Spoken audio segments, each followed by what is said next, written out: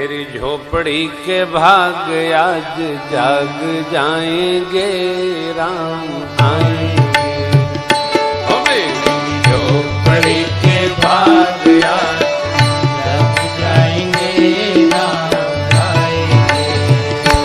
मेरी कुटिया के भाग आज जाग जाएंगे, राम आएंगे। मेरी कुटिया के भाग आज जाग जाएंगे, राम आएंगे। ये पद प्रेमामृत में नहीं होगा, एकदम नया है, पहली बार गा रहे हैं। भाग आज जाग जाएंगे,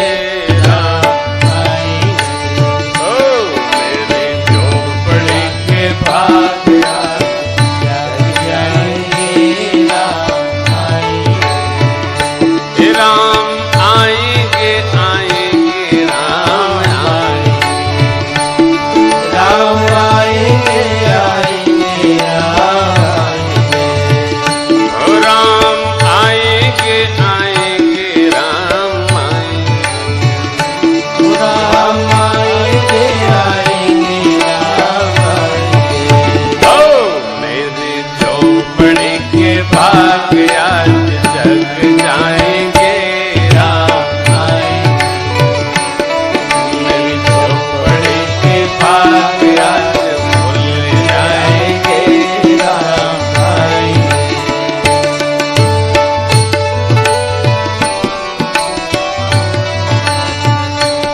राम आएंगे तो अंगना सजाऊंगी, राम आएंगे तो अंगना सजाऊंगी।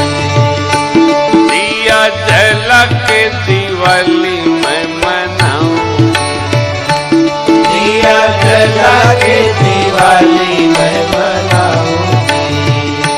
मेरे जन्मों की कप अब कट जाएंगे, राम आएंगे। मेरे जन्मों के पाप सब कट जाएंगे, राम आएंगे। ओ मेरी झोपड़ी के भाग आज जग जाएंगे, राम आएंगे।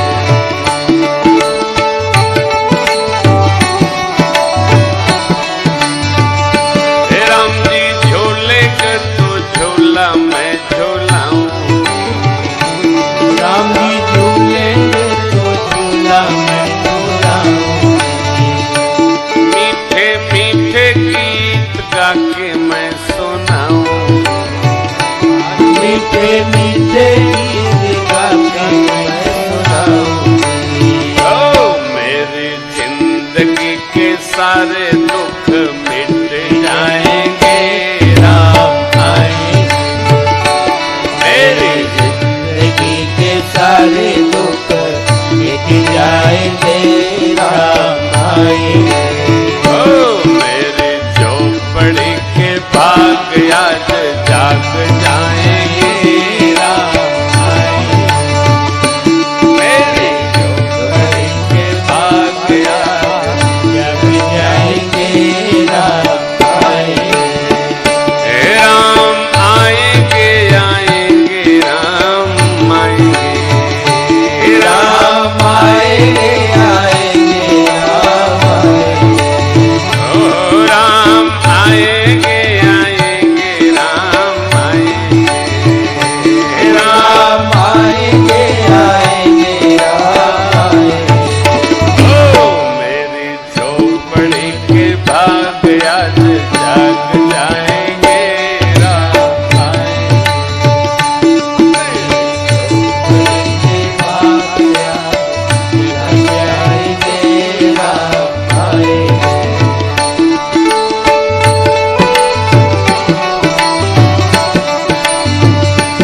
मैं तो रुचि रुचि भोग लगाऊंगी, मैं तो रुचि रुचि भोग लगाऊंगी।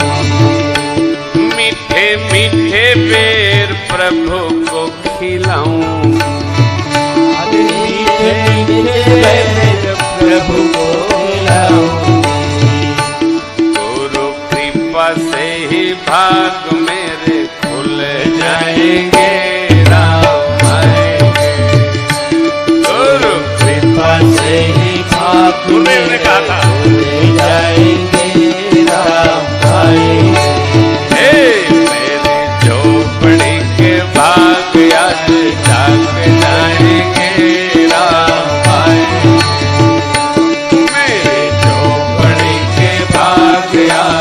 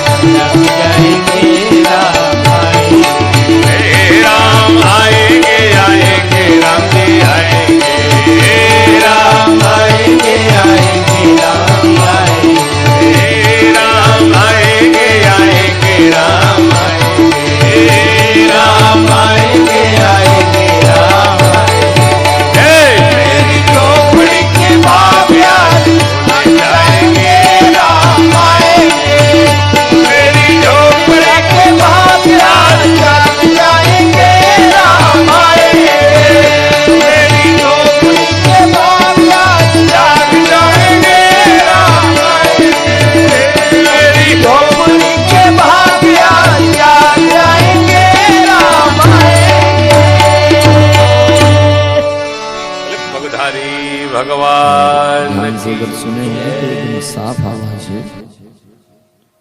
और किसी एक बात को इस सत्संग में स्वामी जी महाराज ने कई बार कहा है, अगर इन बारीक बातों पर हमारा ध्यान जाए तो बहुत अच्छी तरह से हम अपने को समझ सकते हैं भक्ति क्या चीज होती है, भगवान से हमारा संबंध क्या होता है, हमें मनुष्य जन्म लेने के बाद कैसे क्या करना है। इन सब चीजों पर जितना जल्दी हमें लाभ विचार के द्वारा प्राप्त होता है उतना क्रिया के द्वारा नहीं हो पाता है। स्वामी जी महाराज ने अभी एक बात की तरफ बार बार ध्यान दिलाया है कि पहले तो हम लोग संसारी मानते हैं अपने को और उसके बाद में भगवान का होते हैं। इस पर अगर ध्यान दिए होंगे तो कई बार ये बात स्वामी जी ने आज दोहराई है। वैसे स्वामी जी महाराज के इसमें पुनरावृत्ति बहुत कम होती है, धारा प्रवाह चलते हैं, लेकिन कई बार ये चीज स्वामी जी ने कहा है कि हम अपने को संसारी स्वीकार करते हैं और फिर भगवान का होना चाहते हैं। ऐसी बात है नहीं, हम लोग संसारी तो स्वीकृति देते हैं लेकिन भगवान के हम हैं। जिस समय स्कंद पुराण का मैं अध्ययन किया तो वहां पर एक बड़ी विचित्र बात आई। क्या लिखा हुआ था कि जो अपने घर में ठाकुर जी हैं, लड्डू गोपाल हैं या शालिग्राम जी हैं, इनको जब हम स्नान करवाते हैं, स्नान करवाने के बाद में उनका शरीर जब वस्त्र से पोंछते हैं तो जितने जल्दी भगवान का वो शरीर सूखता है, वो जल सूखता है, उतने ही समय में हमारे किए कराए अनंत जन्मों के जो पाप हैं वो सब समाप्त हो जाते हैं। आप विचार करके देखो, अब उसी पाप को हम लोग नष्ट करने के लिए न जाने कितना मेहनत करते हैं। और अगर ये बात हमारे ध्यान में आ जाए और हम इस बात को मान सके तो काम तो इतने से बन सकता है। और इतना करने में कितना देर लग सकता है बताओ भाई। जहां लिखा है कि जन्म जन्मांतर लग जाते हैं, उसी ग्रंथ में ये बात भी लिखी हुई है हम लोग सालासर बालाजी में भक्ति रखते हैं, श्याम बाबा में भक्ति रखते हैं, और भी दूर दूर तीर्थों में भक्ति रखते हैं। जब हमारे मन में बहुत ज्यादा भाव उत्पन्न होता है तो कोई कोई साधक तो इतना कठिन निर्णय लेते हैं कि मैं अपने द्वार से लेकर श्याम बाबा के द्वार तक दंडवत करके जाऊंगा। सुना होगा, देखा होगा। ये क्या चीज है भाई? ये भाव है। क्या है? ये भाव है, लेकिन ये विधि नहीं है। बहुत ध्यान से इन बात को सुनना। ये भाव है, विधि नहीं है। केवल यही तरीका से ही बाबा हमसे प्रसन्न होते हैं, ऐसा विधि नहीं है। ये एक भाव है, और वही भाव और तरीके से भी बन सकता है। किसी से पूछो, भैया आप ऐसा क्यों कर रहे हो? तो बोले इससे पाप कटेगा और हम शुद्ध होएंगे और भगवान राजी होएंगे। आप विचार करना इन बातों पर। जब हमारी ये बात जचती है, किसी को करते देखते हैं, तब मन में आता है हम भी यही करेंगे। जैसे आप लोग फिर से याद करो कि आज से 10-20 साल पहले इतने लोग सालासर बालाजी पैदल नहीं जाते थे, इतने लोग। ऐसा क्यों? क्योंकि तब इतना देखा देखी नहीं थी। आज हमने देखा कि ये पैदल गए हैं, शायद बालाजी राजी हो गए, अब की बार अपने भी चलेंगे। आपको बालाजी ने कहा नहीं था ये काम करने के लिए, लेकिन तुमने देखा और तुमने तैयारी की, अब तुम भी निकल पड़े। तब तक किसी दूसरे तीसरे ने देखा, वो भी कहा भी मैं भी आगे चल दूं। बोले आप भी चलो, बहुत अच्छी बात है। एक दूसरे को देख करके भाव बना। लेकिन इतना कष्ट पाने की जरूरत नहीं है। ये हमको सुकून नहीं मिलता, इसलिए हमको इतना करना पड़ता है। नहीं तो उसी पाप नष्ट के लिए आप लोग सुंदरकांड का भी पाठ करते हैं या नहीं करते हैं? उसमें लिखा हुआ है कि सन्मुख हो ही जीव मई जब ही और जन्म कोटि अघ। भाई लिखा है या मैं अपने मन से बोल रहा हूं? तो जब हम पाठ करते हैं, ये बात पढ़ते हैं, तो ये बात हमारे कम जचती है कि हम भगवान के सन्मुख हो जावे तो हमारे करोड़ों जन्म का पाप नष्ट हो जावे। ये तो कम जचती है, और पैदल चलने वाली ज्यादा जचती है। क्यों जचती है? कि जब तक हम कुछ करेंगे नहीं, जब तक कुछ दुख पाएंगे नहीं, तब तक हमारे समझ में आती नहीं है कि मैंने कुछ किया। समझ में बात आई कि नहीं? तो ये हमारे समझ के ऊपर है भैया।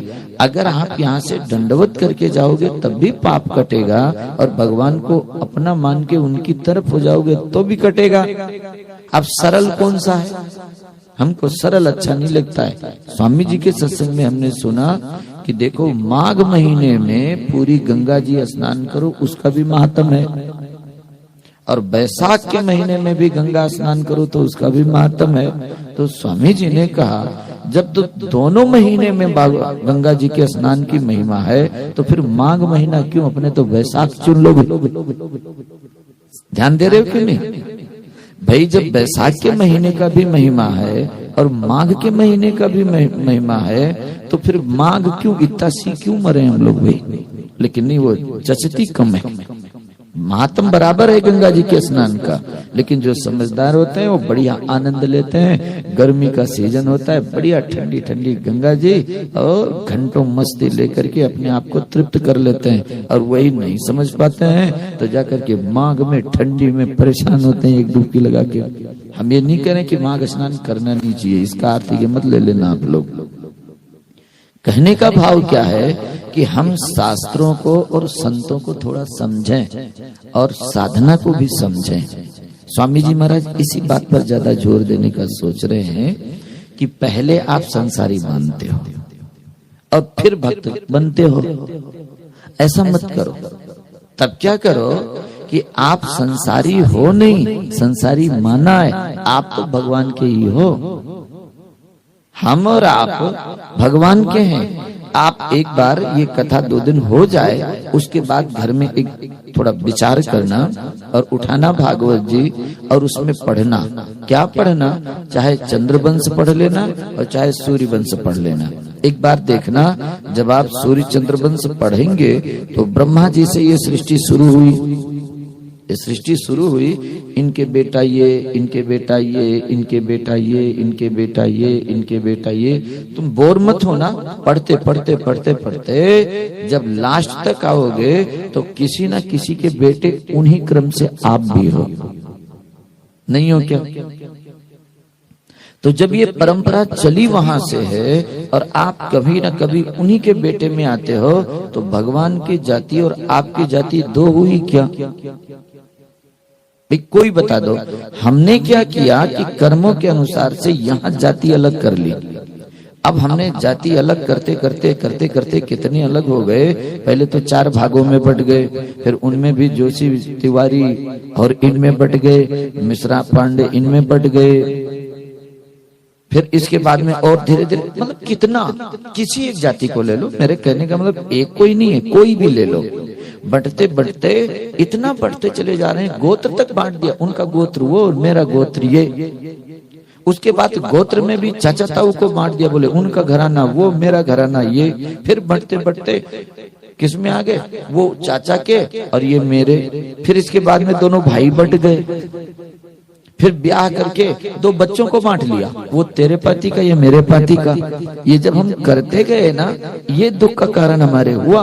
लेकिन जब आप तुम देखोगे, या तो भगवान से शुरू करो, अपने तक आओ, और या फिर मेरे पिताजी ये, इनके पिताजी ये, इनके पिताजी ये, इनके पिताजी ये, लास्ट में सबके बाप कौन निकलेंगे? नहीं निकलेंगे क्या? इससे हमको पता लगता है कि हम संसारी नहीं है, हम हैं तो भगवान के। लेकिन हमने यहाँ आकर के ये सब बांट दी। कैसे बांट दी? और दुख पाते हैं। 2 बच्चे खुश थे और दोनों बोले चलो खेलते हैं, तब तक बड़ा प्रेम था, और जैसे खेलने के लिए धूल में बैठे और वहां लकीर खींच ली, बोले इधर तेरा और इधर मेरा। अब गड़बड़ हो गया। क्या हो गया? अब खेल खेल में भी जैसे उस रेखा को क्रॉस करते हैं, आपस में लड़ते हैं। नहीं लड़ते हैं क्या? और लड़ करके और जब फिर मन में आ जाता है नहीं अब अपने खेल हो गया, चलो चलते हैं, तो रेखा ये तो सब वहीं पड़ी रही और दोनों फिर प्रेम करके चल दिए। लेकिन जब तक वो रेखा बीच में थी ना, तब तक लड़ाई उन प्रेमी में भी था। स्वामी जी महाराज इसी प्रसंग में एक और बात बताई, आप लोग याद करो, जानते कि नहीं मेरे को पता नहीं, गांव के जो होंगे वो तो बिल्कुल पक्का जानेंगे। जब अपने यहाँ इतनी सुविधा नहीं थी और प्रत्येक व्यक्ति के घर में गाय भी नहीं थी, तो आप में से कोई ऐसे भी होंगे जो गोबर इकट्ठा करने के लिए जाया करते थे, कुंडा लेकर के। काम पड़ा है कि नहीं? उस गोबर के इकट्ठा करने में ऐसा होड़ लगा लेती या लगा लेते, फटाफट फटाफट खूब सारा इकट्ठा कर लेते। अब एक बार कुंडे में जब नहीं आता, जो छूट जाता, उसके लिए ये काम करते, कारी खींचते। ठीक है, याद है कभी नहीं? कार खींचते। अब विचार करो, जब तक वो कार नहीं खींचा तब तक तो निराकार था, वो सबका था, वो गोबर सभी का था।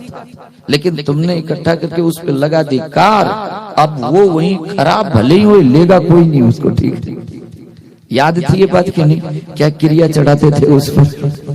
वो कार चढ़ा करके और आपने निराकार को भी खराब कर दिया। ठीक है, और यही कार खींचते खींचते तुमने बचपना बिगाड़ दी, और जब थोड़े से समझदार हुए तो वो कार कागज में खींच ली।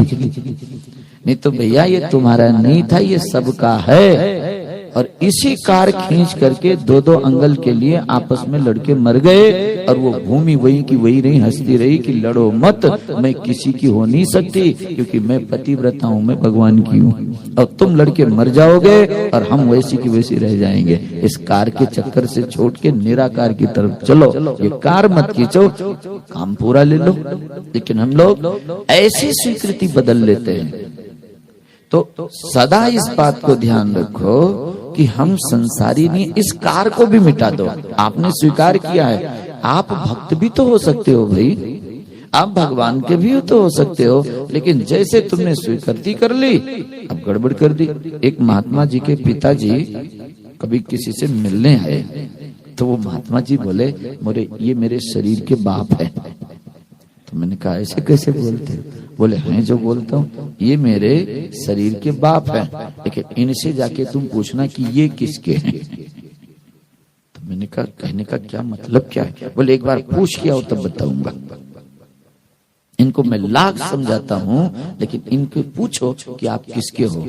तो मैं गया, मैंने कहा थोड़ा रामा श्यामा हुई, सीधा कैसे पूछ लेता। रामा श्यामा करने के बाद पूछा, बोले दादाजी आप किसके हो? बोले मैं सरकार का हूँ। क्या बोले? सरकार का मतलब? बोले मैं सरकारी आदमी हूँ। अरे मैंने कहा तुम सरकारी आदमी नहीं हो, तुम प्राइवेट ही हो, कुछ दिन के लिए गए थे, तुम भगवान के हो। बोले ना मैं सरकारी आदमी हूँ, मैं सरकार का हूँ। उनके इतनी ये बात भर गई, जैसे कुछ पूछो आप कौन? बोले मैं सरकारी आदमी हूँ।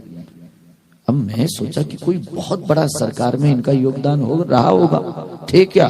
तो बोले मैं होमगार्ड हूँ। अब उनके पता नहीं कैसे जच गया ये कोई बहुत बड़ा पदवी है क्या? अब उनको लग गई मैं सरकारी आदमी। ऐसे कई लोग बोलते हैं महाराज मैं तो संघ का हूँ, कई लोग बोलते हैं मैं गृहस्थ का हूँ। अरे ये सब स्वीकृति तो तुमने अभी की है, अभी, और मूल में आप किसके हैं वो तो तुम भूल गए और यहाँ करने लगे पंचायती।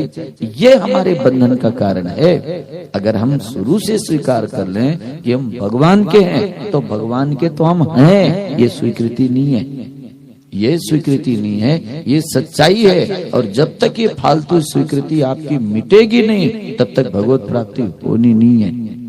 ये स्वीकृति सारी बाधा दे रही है। वो सीधा साधा बाप जब घर में आकर के अपनी ये स्वीकृति थोड़ी देर के लिए हटा देता है कि मैं कलेक्टर हूँ, तब बच्चों से घुल मिल करके बात करता है और उसके ही बच्चे उसके कंधे पर बैठ जाते हैं और कान ऐंठते हैं, ठीक है, और उसको अच्छा लगता है। लेकिन जब वो ये स्वीकार कर लेता है, वर्दी पहन लेता है कि मैं कलेक्टर हो गया, अब अपना ही बच्चा भी ऐसा करे तो उसको गुस्सा आता है, इसको समझाओ मैं कलेक्टर हूँ, ठीक है।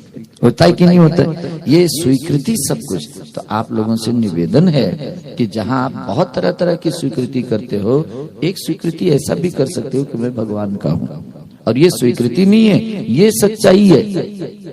जब भी तुमको कुछ समझ में आएगा तो लास्ट में यही समझ में आएगा क्योंकि मैं भगवान का हूँ। चाहे आप नीचे से ऊपर बंसावली में आओ, चाहे बंसावली से नीचे से ऊपर की तरफ जाओ, आपको लगेगा। और ये जो माता पिता का स्वभाव उतरता है वो हमें है भी।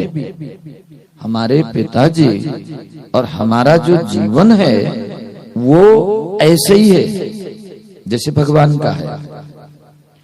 एक बात बताओ, कभी आप लोगों को दुख भोगना अच्छा लगा क्या? नाम सुनते ही मन में आता है नहीं ये ठीक नहीं है।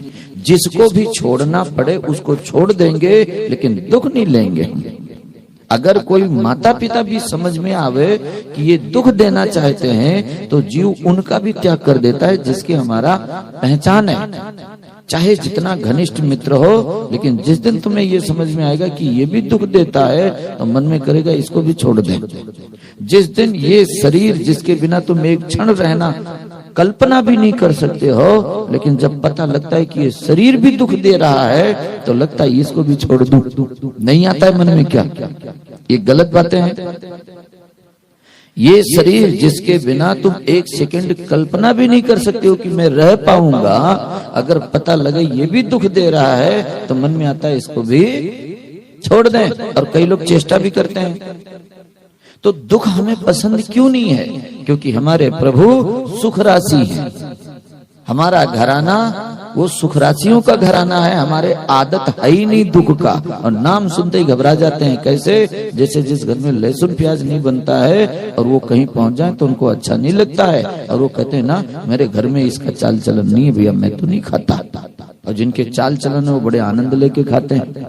तो हमारे यहाँ दुख का चाल चलन ही नहीं है और इसीलिए हमको दुख पसंद नहीं है। दूसरी बात, सब कुछ कोई चाहता है लेकिन मरना भी चाहता है क्या? कोई बता देना, कोई मरना चाहते हो क्या? अगर मरना भी चाहते हो तो वो मरने के लिए मरना नहीं चाहते हो, दुख से बचने के लिए मरना चाहते हो। अगर कभी किसी के मन में ऐसा भी आता हो कि मैं मर जाऊं, तो उससे पूछो भी क्यों मर जाओ, बोले बहुत दुख है इसलिए। और कोई कहे कि दुख दूर कर दूं, तब आपको एक दिन मैंने बताया था ना वो महात्मा जी की बात, जब उनसे मैं पूछा कि महाराज जी भगवान ये सब ठीक कर देवे, क्योंकि वो हर थोड़ी थोड़ी बात में बोलते हे भगवान अब उठा लो, क्या करो। तो मैं एक दिन पूछा कि ऐसा क्यों बोलते हो, बोले दुखी बहुत हूं।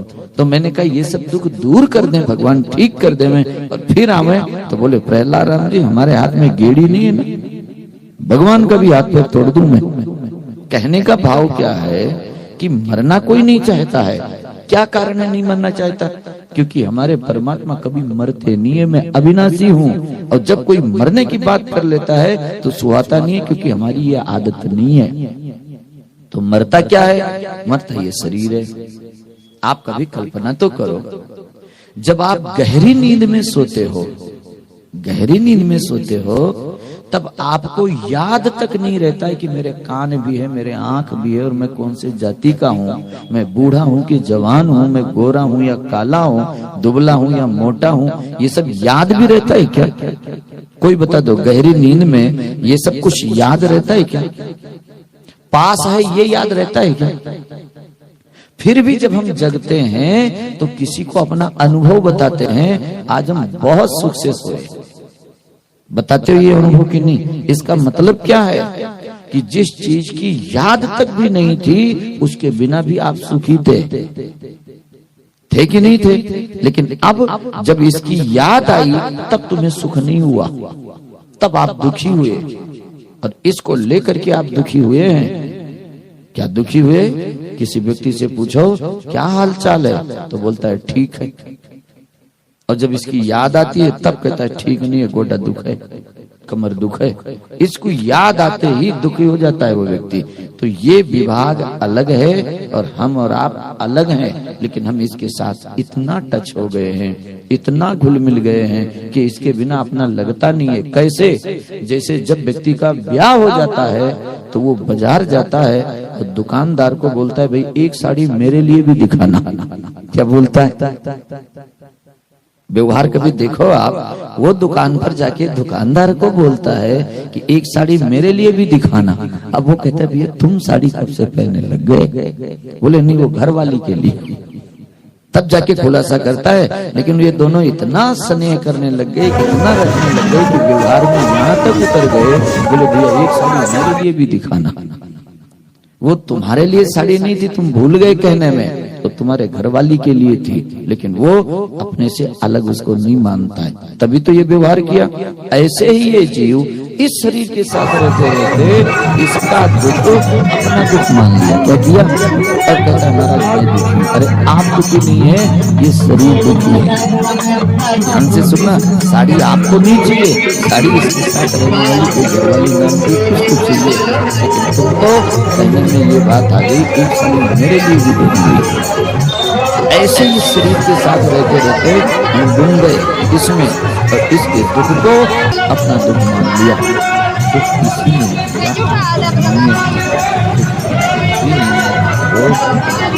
होते हो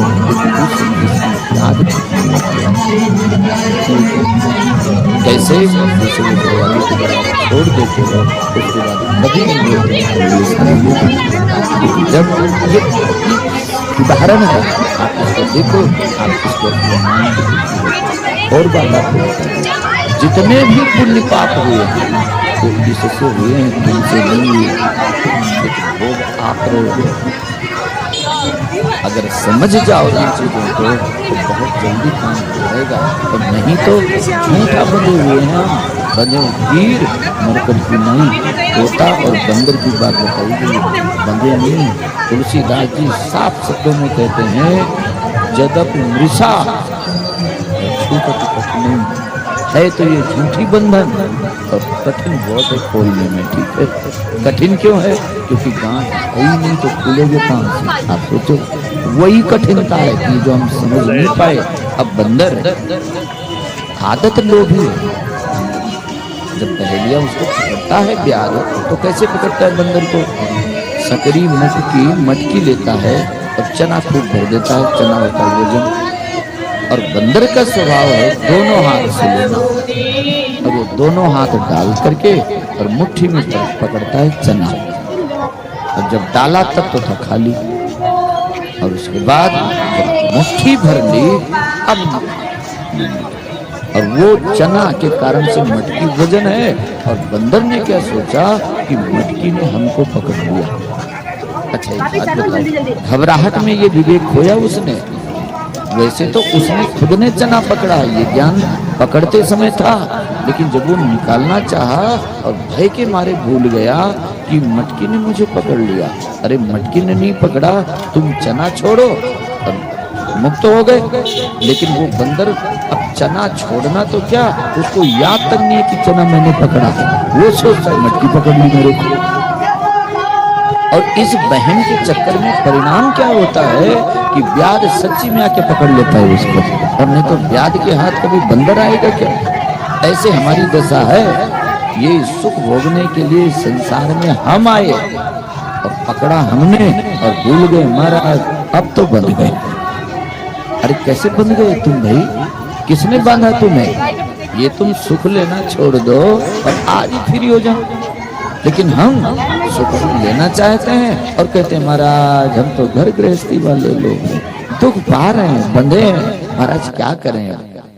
अरे करना कुछ नहीं है, तुमको कोई बांध के नहीं रखा हुआ है। तुम थोड़ा सा सोचो तो सही, कोई किसी को बांधा है क्या? लेकिन आप बंधे हुए हो या नहीं हो? तो कैसे बंधे हो? यही झूठ मूठ का। अरे तुम सुख लेना छोड़ो, आराम से मुक्त हो जाओगे भैया।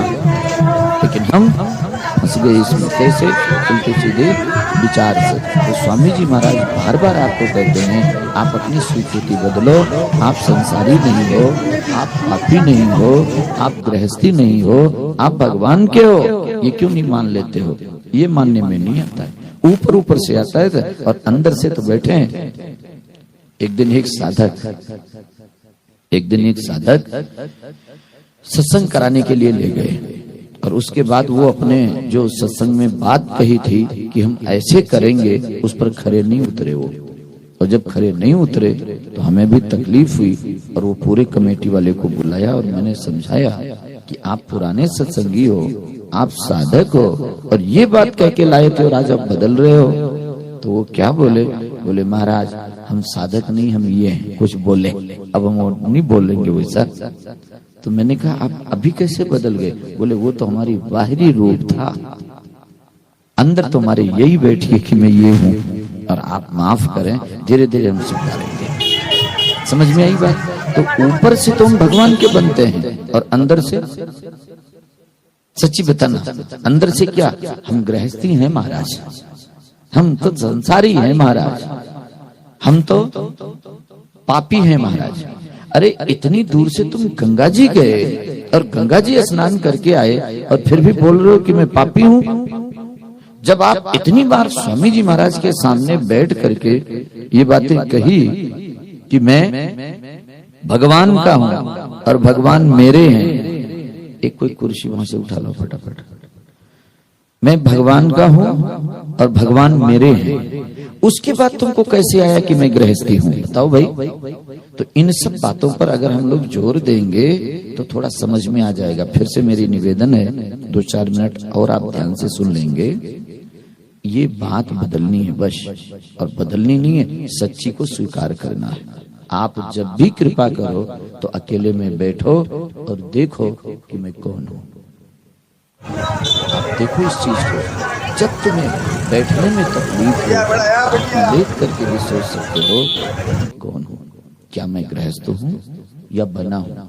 क्या मैं पापी हूँ या किसी पाप के कारण से पापी बना हूँ? क्या मैं संसारी हूँ या संसार में आने के बाद ये स्वीकृति हुई है, और या फिर मैं सहज भगवान का हूँ?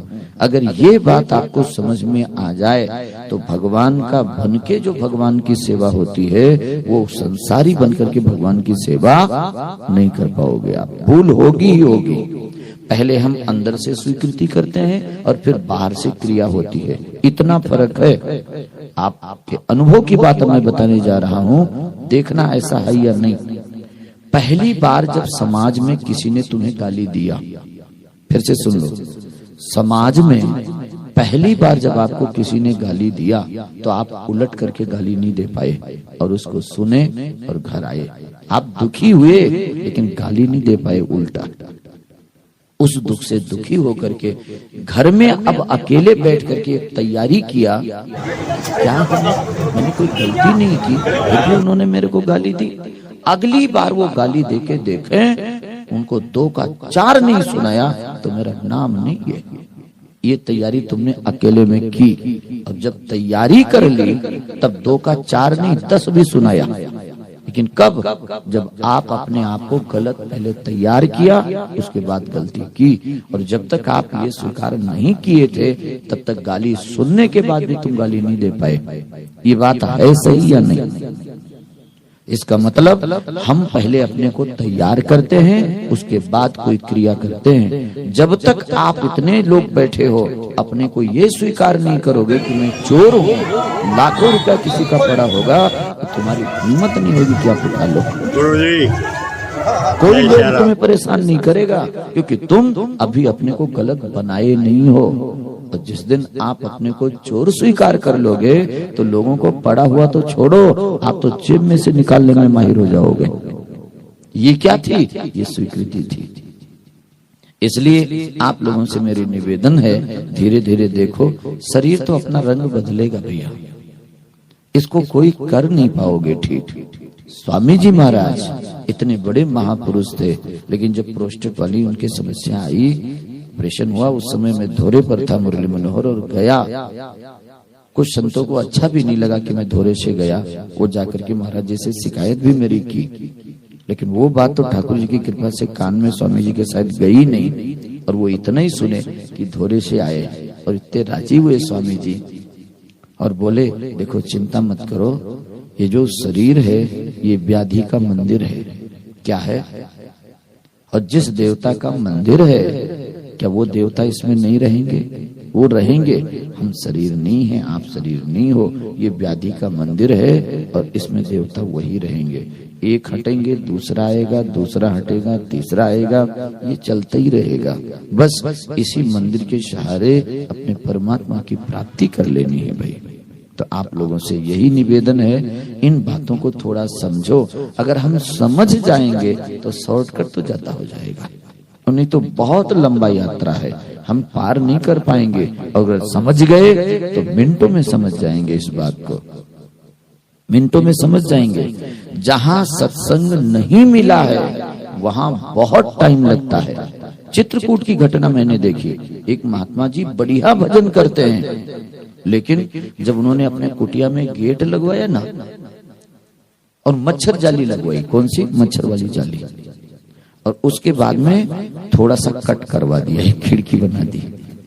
मैं देखा, मैंने कहा महाराज जी आप इतना पैसा मेहनत किए, मच्छर की जाली लगवाए, फिर ये कोचरा क्यों कर दी इसमें वो जगह?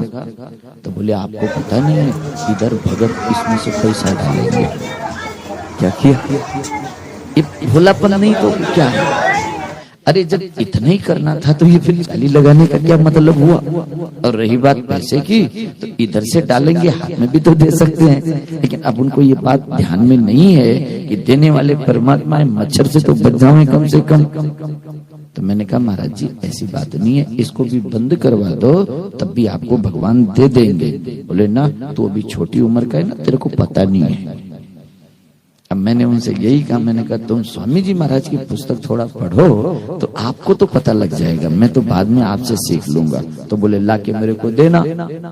तो उनको ले जाकर के मैंने दिया पुस्तक, वो पढ़े। दूसरे दिन ही अलग से जाली ला करके और उसमें कस दिया, बात सही है, महाराज जी ने ये कहा है।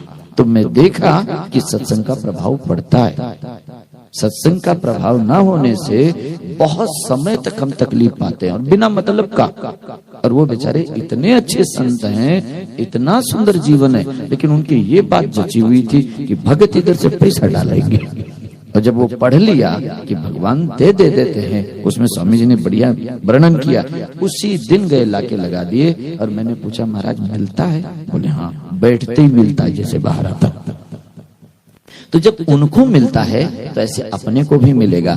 अपने भी करते हैं, अपने भी करते हैं। दुख से बचने के लिए पूजा पाठ रूपी जाली तो लगाते हैं, लेकिन झूठ रूपी कोचरा और काट लेते हैं। ठीक है कि इसके बिना काम ही नहीं चलना है, थोड़ा सा इसमें भी जाली लगा दो, काम बढ़िया चलेगा। ठीक है, लेकिन हम लोग थोड़ा सा कोचरा लगेंगे भी। तो थोड़ी सी कृपा करो, स्वामी जी का सत्संग पढ़ लो, आप कोशिश तो करो।